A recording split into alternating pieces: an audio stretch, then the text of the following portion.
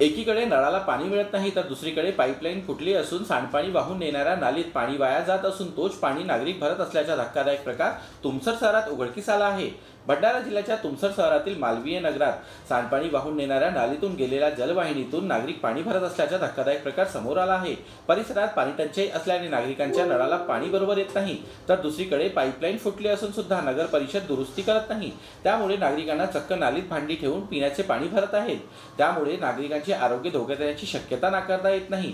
मालवीय नगरात सांडपाणी वाहून जाणारी मोठी नाली आहे। या नालीवरून पाणी पुरवठा करणारी जलवाहिनी आहे। या जलवाहिनीतून नागरिक चक्क नालीत खाली उतरून कुटुंबियांकरता पाणी भरतात। पाणी पुरवठा करणाऱ्या जलवाहिनीतून आम्ही पाणी नेतो असे येथील नागरिकांचे म्हणणे आहे। यात महिला व पुरुषांचा देखील समावेश आहे। हा सर्व धक्कादायक प्रकार मागील काही दिवसापासून तुमसर शहरात सुरू आहे।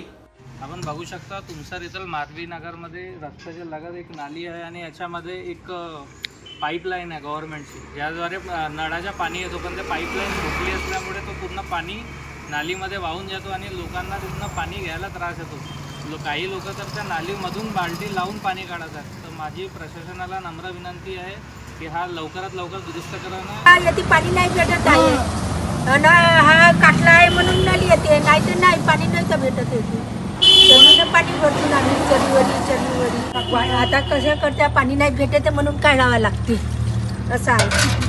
मात्र याकडे कुणाचेही लक्ष नाही, हे एक शोकांतिकाच म्हणावी लागेल। याला कारण म्हणजे तुमसर नगर परिषदेत मागील 2.5 वर्षापासून प्रशासक राज सुरू आहे। त्यामुळे सर्वसामान्यांचा आवाज उचलणारा कोणीच नाही।